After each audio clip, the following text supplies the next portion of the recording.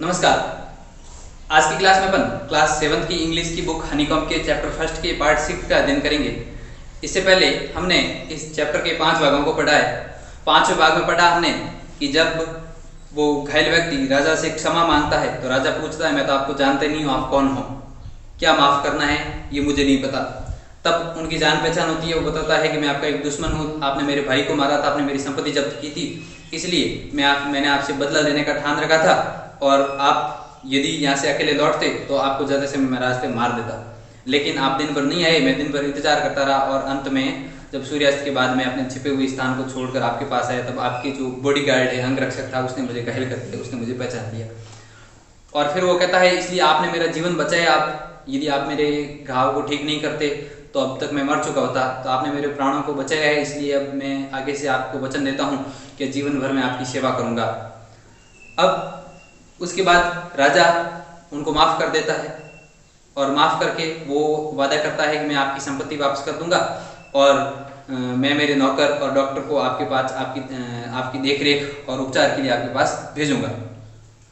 राजा जैसे ही उसको छोड़कर जाने के लिए रवाना होता है, वो देखता है साधु बाहर झोंपड़ी के बाहर जो एक दिन पहले उन्होंने गड्ढे खोदे थे उसमें बीज बो रहा होता है, तो उनके पास अंतिम बार अपने प्रश्नों के उत्तर जानने के लिए जाता है और पूछता है कि मेरे जो प्रश्न थे उनके उत्तर जानने के लिए अंतिम बार मैं आपके पास आया हूँ। तो साधु उनको जवाब देता है कि आपको पहले उत्तर मिल चुके हैं, मतलब आपको उत्तर दिए जा चुके हैं। तो राजा को समझ में नहीं आता है, तो आगे फिर वो क्या कहता है, क्या बातचीत होती है, कैसे उत्तर मिलते हैं, उत्तर क्या होते हैं, इसके बारे में अपन आज की इस क्लास में पढ़ेंगे। राजा उनको कहता है, how have I been answered, what do you mean. साधु उनको कहता है कि you have already been answered, मतलब आपको उत्तर पहले ही मिल चुके हैं। तो राजा पूछता है कि आप मुझे उत्तर कैसे मिले, इसका मतलब क्या है, मैं तो समझा नहीं, मुझे तो उत्तर आपने दिए नहीं, आपने बताया ही नहीं, कब दिए मुझे तो नहीं पता, कैसे मिले आप बताइए। तो साधु उनको कहता है, do you not see, replied the hermit. साधु उनको कहता है कि आप नहीं देखते, if you had not pitied my weakness yesterday and had not dug these beds for me you would have gone away. अब साधु उनको कहता है कि क्या आप नहीं देखते, यदि आपने कल मेरी कमजोरी पर दया नहीं की होती, आपको दया आ गई कि साधु है वो कमजोर है, हांफने लग गया है, इसलिए आपने मेरे ऊपर दया करके आपने मेरे लिए गड्ढे खोदने का काम किया। यदि आपने मेरे ऊपर दया नहीं की होती, आपने मेरे लिए गड्ढे खोदने का काम नहीं किया होता, तो आप मुझसे दूर चले जाते, यानी आप घर लौट गए होते, रास्ते में जो अकेले थे अकेले आप चले गए होते। Then that man would have attacked you and you would have wished you had stayed with me।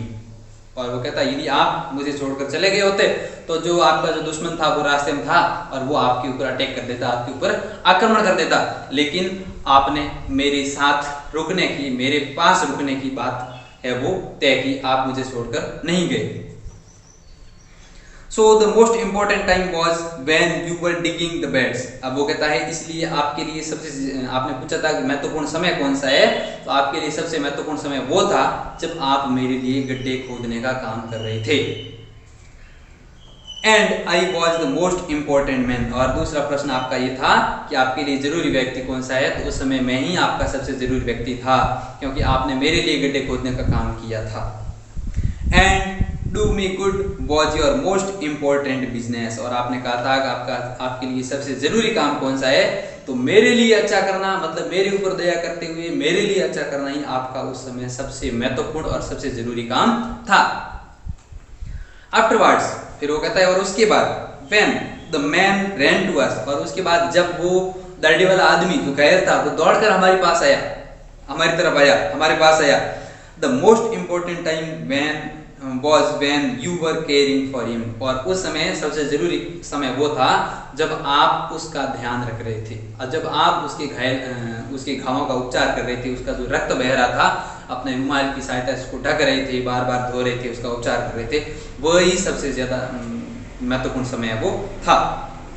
Because if you had not dressed his wounds he would have died without having made peace with you। अब फिर साधु को कहता है कि यदि आपने उसके घावों का उपचार नहीं किया होता तो वो व्यक्ति है वो आपके साथ सुलह किए बिना, आपके साथ शांति स्थापित किए बिना मर चुका होता, मतलब वो जब मरता तो भी आपका दुश्मन ही रहता, आपकी और उनकी दोनों के बीच में शांति स्थापित नहीं हो पाती। So he was the most important man। और इसलिए वही आपके लिए सबसे ज्यादा महत्वपूर्ण आदमी था। And what you did for him was your most important business, और आप उस व्यक्ति के लिए, उस व्यक्ति अर्थात जो घायल व्यक्ति था, उसके लिए जो काम कर रहे थे वही आपका सबसे ज्यादा महत्वपूर्ण काम था उस समय। फिर आगे साधुन को कहता है, remember then there is only one time that is important and that time is now. फिर वो बताता है कि आपने पूछा था किसी काम को शुरू करने का सही समय क्या है, what is the right time to begin something. तो साधु को कहता है कि अपने जीवन में हमेशा ये याद रखिए कि आपके लिए सबसे महत्वपूर्ण समय है और वो समय है नव। नव का अब मतलब अब जो वर्तमान में जो समय चल रहा है वही हमारे लिए सबसे ज्यादा महत्वपूर्ण है। It is the most important time because it is the only time we have any power to act. तो वो कहते हैं कि हमारे लिए सबसे महत्वपूर्ण समय इसलिए है क्योंकि यही एकमात्र ऐसा मौका है, ऐसा अवसर है, ऐसा समय है जिस समय हमारे पास कुछ करने की ताकत होती है, हमारे पास कोई कार्य करने की शक्ति होती है। बाकी जैसे मान लो बीत गया है तो उसके बारे में यदि हम विचार करें तो कुछ नहीं कर सकते, क्योंकि जो हो चुका है वो तो हो चुका है, और आने वाले समय में क्या हो सकता है ये हम नहीं जानते। इसलिए हमारे लिए सबसे ज्यादा महत्वपूर्ण समय है वो है अब, वर्तमान समय जो चल रहा है वही हमारे लिए सबसे महत्वपूर्ण है, क्योंकि यही वही समय है जिसमें हम कुछ कार्य कर सकते हैं। बीते हुए में हम कुछ नहीं कर सकते, आगे आने वाले समय में क्या होने वाला ये हम नहीं जानते। वर्तमान है उसके बारे में हम कर सकते हैं। The most necessary person is the person you are with at the particular moment. और फिर आपने पूछा था कि सबसे महत्वपूर्ण आदमी कौन से, जरूरी व्यक्ति कौन से हैं, किन की बात को मुझे सुनना चाहिए। तो वो कह रहे हैं कि सबसे जरूरी और सबसे महत्वपूर्ण व्यक्ति आपके लिए वह है जो उस पर्टिकुलर मोमेंट मतलब उस विशेष समय में, उस विशेष क्षण में आपके साथ वह है, वही आपका सबसे महत्वपूर्ण है। मतलब जिस समय जो अब वर्तमान में हमारे साथ में कौन है वही हमारे लिए सबसे ज्यादा महत्वपूर्ण है, क्योंकि हमें सलाह देना है, देगा तो भी वही देने वाला है, हमारे लिए अच्छा करेगा तो भी वही करने वाला है, और हमारे लिए बुरा करने वाला है तो भी वही करने वाला है, क्योंकि हमारे पास तो भी वही है, दूसरे लोग हमारे पास है ही नहीं। For no one knows what will happen in the future and whether we will meet anyone else। अब वो कहते हैं कि ये कोई नहीं जानता कि हम भविष्य में किससे मिलने वाले हैं, हमारी मुलाकात कल किससे होने वाली है इसके बारे में हम नहीं जानते, और उस व्यक्ति के साथ मिलकर हमें कौन सा काम करना है इसके बारे में भी हमें नहीं पता है। इसलिए हमारे पास अभी साथ है, हमारे वर्तमान में जो हमारे साथ है वही हमारे लिए महत्वपूर्ण व्यक्ति है। The most important business is to do that person good because we were sent into this world for that purpose alone. अब वो कहते हैं कि और सबसे जरूरी काम पूछा था कि करने के लिए कौन सा है, तो सबसे जरूरी काम वही है कि आपके साथ अब वर्तमान समय में, इस समय आपके पास जो है साथ में वो है, उसके लिए अच्छा कार्य करना, उसके लिए भलाई का काम करना, वही आपके लिए सबसे महत्वपूर्ण और सबसे ज्यादा जरूरी काम है। क्योंकि इस संसार में केवल वही अकेले व्यक्ति हो जिसको भगवान ने आपको उसके लिए अच्छा करने के लिए आपको भेजा है। कहने का मतलब यदि वो जो राजा था वो घायल व्यक्ति का उपचार नहीं करता तो वो घायल व्यक्ति जीवित नहीं रह पाता। राजा एक ही तो था उनके पास, राजा और साधु ही तो थे, उन दोनों ने मिलकर ही तो उनका अच्छा किया था। यदि वो नहीं करते तो वो जीवित नहीं रह पाता। इसलिए वो कहते हैं कि हमारे साथ में वर्तमान में जो है वही हमारे लिए सबसे ज्यादा महत्वपूर्ण है, वर्तमान का समय है वही हमारे लिए सबसे ज्यादा महत्वपूर्ण है, और अभी हमारे पास जो है उनके लिए अच्छा करना ही हमारे लिए सबसे अच्छा और महत्वपूर्ण कार्य है। बस अब पाठ अपना कंप्लीट हो गया। इस प्रकार राजा को भी अपने तीनों प्रश्नों के उत्तर मिल गए, आपको भी राजा के तीनों प्रश्नों के उत्तर समझ में आ गए। लियो टॉल्स्टॉय इस पाठ के लेखक थे। अब इस पाठ की आज हमने जो पढ़ा है, आज की क्लास की मीनिंग अपन देख लेते हैं। इस मीनिंग्स को कॉपी में करेंगे। रिप्लाइड का अर्थ है जवाब दिया, रिप्लाई का अर्थ है जवाब देना या प्रत्युत्तर देना, और रिप्लाइड सेकंड फॉर्म जवाब दिया पास्ट टेंस हो गया। पिटीड का अर्थ है दया की, पिटी का अर्थ है दया, और पिटीड का अर्थ हो गया दया की। वीकनेस का अर्थ है कमजोरी। अटैक का अर्थ है आक्रमण किया, अटैक का अर्थ है आक्रमण करना, और अटैक का अर्थ हो गया सेकंड फॉर्म इसलिए आक्रमण किया। स्टेड का अर्थ है रुका, स्टे का अर्थ है रुकना, स्टेड का अर्थ रुका। बिजनेस, बिजनेस का अर्थ वैसे व्यापार वो अलग होता है, लेकिन अपने इस पाठ के अनुसार बिजनेस का अर्थ है कार्य। नव, नव का अर्थ है अब। पावर, पावर का अर्थ है शक्ति, ताकत। एक्ट, एक्ट का अर्थ है कार्य। नेसेसरी, नेसेसरी का अर्थ है जरूरी या आवश्यक। पर्सन, पर्सन का अर्थ है व्यक्ति, आदमी। पर्टिकुलर, पर्टिकुलर का अर्थ है विशेष। मोमेंट, मोमेंट का अर्थ है क्षण, पल। फ्यूचर, फ्यूचर का अर्थ है भविष्य। पर्पज, पर्पज का अर्थ उद्देश्य। और अलोन, अलोन का अर्थ है अकेला। अब आज का हमारा क्लास वर्क, क्लास वर्क का हमारा फर्स्ट क्वेश्चन है who is the author of this story. हमने ये 3 क्वेश्चन जो कहानी पढ़ी है इसके ऑथर अर्थात लेखक कौन है उसका नाम आपको इस प्रश्न के आंसर में लिखना है।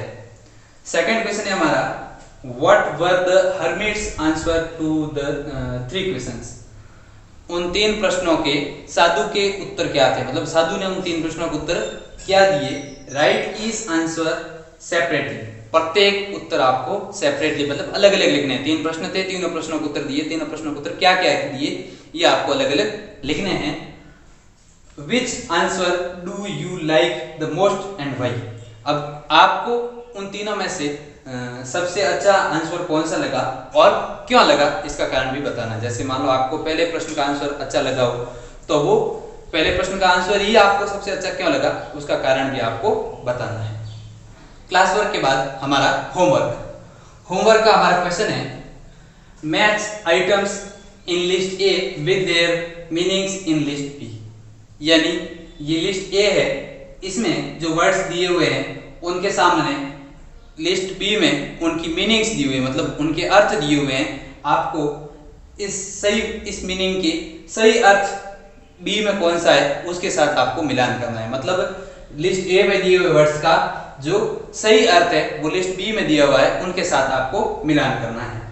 अब लिस्ट ए में पहला वर्ड है हमारा वुंडेड, दूसरा है अवॉक, तीसरा है फॉरगिव, चौथा है फेथफुल, पांचवा है पिटी, छठा है बैड्स और सातवां है रिटर्न। उसी प्रकार मीनिंग्स में आप देखेंगे तो पहली मीनिंग्स लिखी हुई है गॉट अप फ्रॉम स्लीप, फिर दूसरी गिव बैक, तीसरी small patches of ground for plants, चौथी सेवरली इंजर्ड, पांचवी पैरडॉन, छठी लॉयर और सातवीं है फील सॉरी फॉर।